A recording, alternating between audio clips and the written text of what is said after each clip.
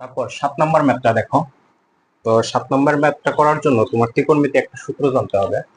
তো তোমরা এই সূত্রটা পড়েছো যে 4 sin³ x ইকুয়ালস টু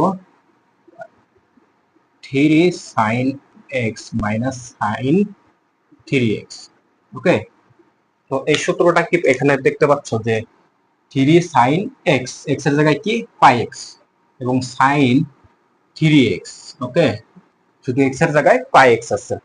এখন যদি এখানে সূত্র ফেলাই, তো লিমিট x টেন্ডস টু 0, এখন এখানে কি কি আসে 4 sin πx।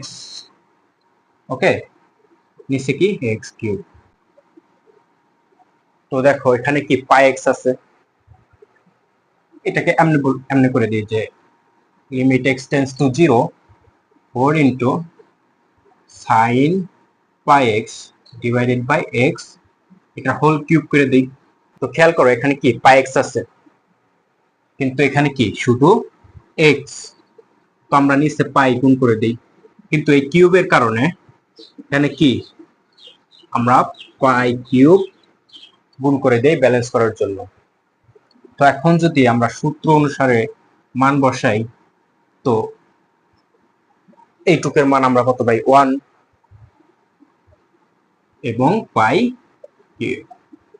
তো অ্যান্সার পাচ্ছি পাই কিউব।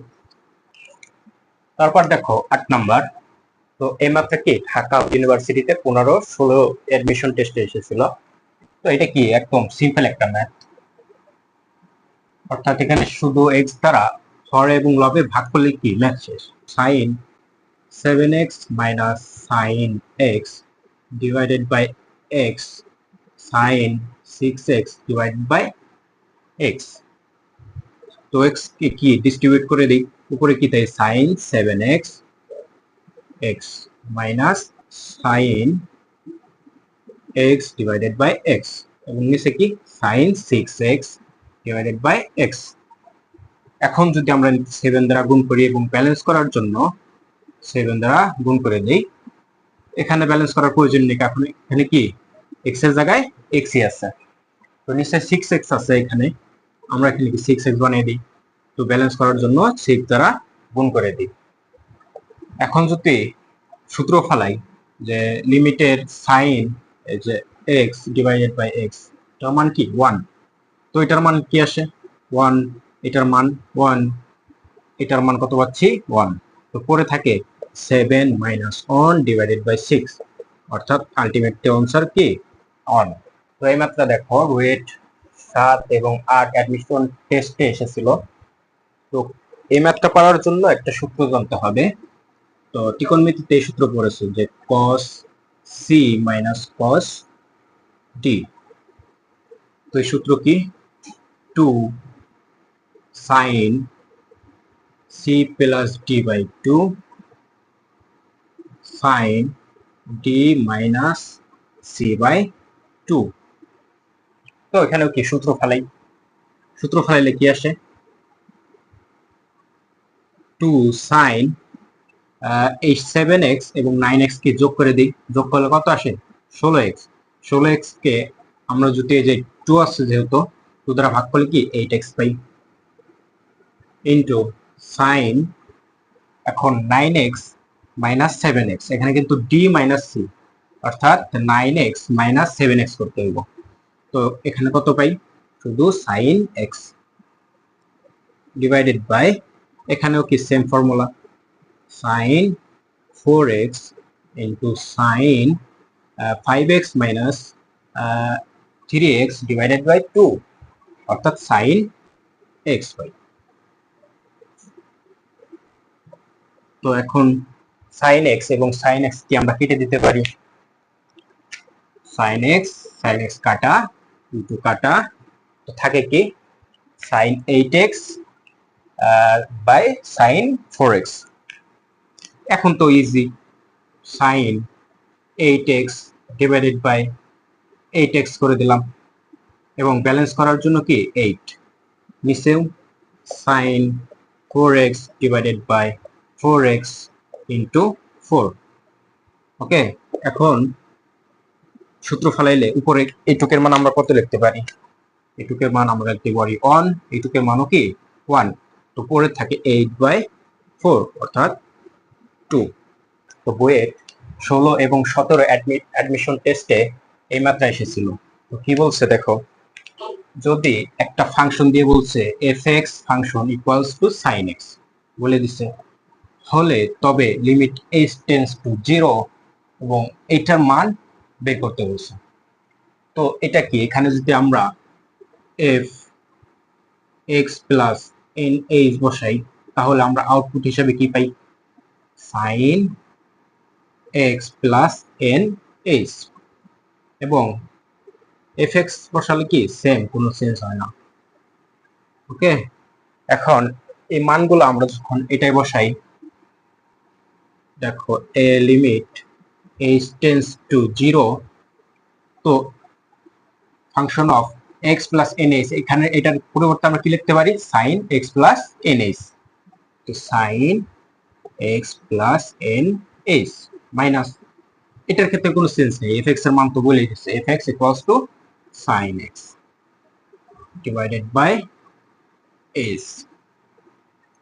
এখন খেয়াল করো, এখানে সাইন সি এবং সাইন মাইনাস সাইন ডি, এই সূত্রটা তোমরা জানো, sine c minus sine d 2 cos c plus d by 2 sin c minus d by 2। তো এখানে সূত্র ফেলাই, লিমিট h tends to 0, সূত্র ফেলাইলে এখানে কি থাকে? 2 cos x plus nh plus x divided by 2 into sin c minus d করলে এখানে দেখো x plus nh minus x, অর্থাৎ x কাটা যায়, থাকে কি nh divided by 2 এবং নিচে কি h। এখন দেখো আমরা এই 2টাকে নিচে দিয়ে দিতে পারি h by 2, তারপর cos 2x plus h divided by 2, এখানে কি sin nh divided by 2। তো লিমিট h tends to 0, এখানে কি উপরে কি থাকে? cos x plus h by 2 এবং এখানে কি থাকে? sin nh divided by 2। এটার নিচে আমরা দিয়ে দিই, এটার নিচে আমরা h by 2 কে দিয়ে দিই। তো দেখো এখানে আছে কি nh divided by 2 এবং h by 2।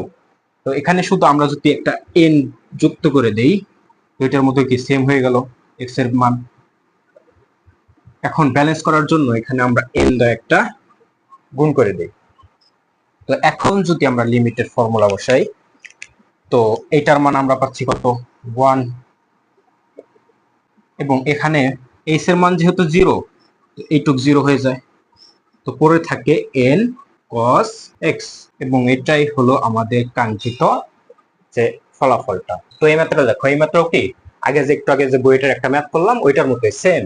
এখানে কি সূত্র পড়ে sin c minus sin d এর যে ফর্মুলাটা ওইটাই করবে এখানে, 2 cos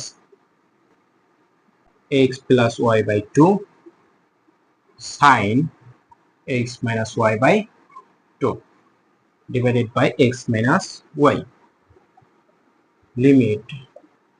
এখন এই টুকটাকে আমরা কি x বা x minus y এটার নিচে আমরা কি লিখে দিতে পারি? হ্যাঁ, তো কি আসে? x plus y by 2 sin x minus y by 2 x minus y by 2। এখন যদি আমরা লিমিটের যে মানটা এটা বসায় দিই, অর্থাৎ x tends two y, x এর জায়গায় শুধু কি y বসবে। তো আমরা কি এই যে এইটুকের মান আমরা কি লিখতে পারি? 1 সূত্র অনুসারে। ওকে, তারপর এখানে যদি x টেন্ডস টু y মান বসায় দিই, কি থাকে? cos y plus y divided by 2, অর্থাৎ cos 2y divided by 2 অর্থাৎ cos y ওকে, তো এটাই আরেকটা ম্যাথ দেখি কি বলে দিছে।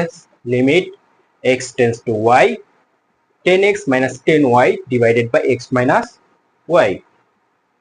তো আমরা sin c minus sin d এরকম আমরা ফর্মুলা জানি, অর্থাৎ প্লাস হইতে পারে মাইনাস হইতে পারে, কিন্তু আমরা কখনো কি এমন শিখেছি যে sin c মানে 10c 10d এরকম কোন ফর্মুলা আমরা জানি? আমরা জানি না, এটার ফর্মুলাই নাই। তো আমাকে কোনোভাবে এই ফর্মুলায় নিয়ে আসতে হবে। কিভাবে নিয়ে আসবো? তো limit x tends to y, আমরা 10x কে কি লিখতে পারি? sin x divided by cos x minus sin y minus cos x। এখন এখন যদি লসাগু করে দিই তো কি থাকে? নিচে থাকে cos x into cos y, x minus y, এবং উপরে কি থাকে? sin x into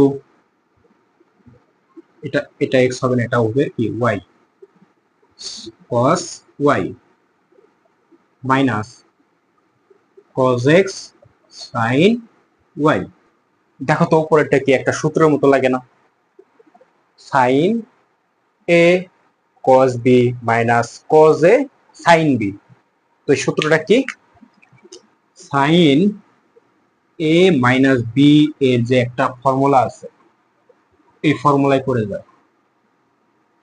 কি ফর্মুলাটা? sin a cos b minus cos a sin b। এখন এই জায়গায় আমরা যদি সূত্র বসায় দিই তো কি পাই? sin x minus y, এবং নিচে কি cos x into cos y x minus y।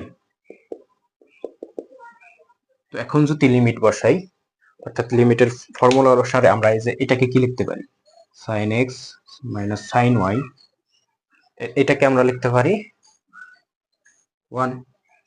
এখন যদি লিমিট বসাই দিই, x এর পরিবর্তে কি y লিখতে হবে। তো এখানে নিচে থাকে cos y into cos y 1 by cos square y। তো এটাকে আমরা লিখতে পারি sec square y। এটাই কি আমাদের অ্যান্সার।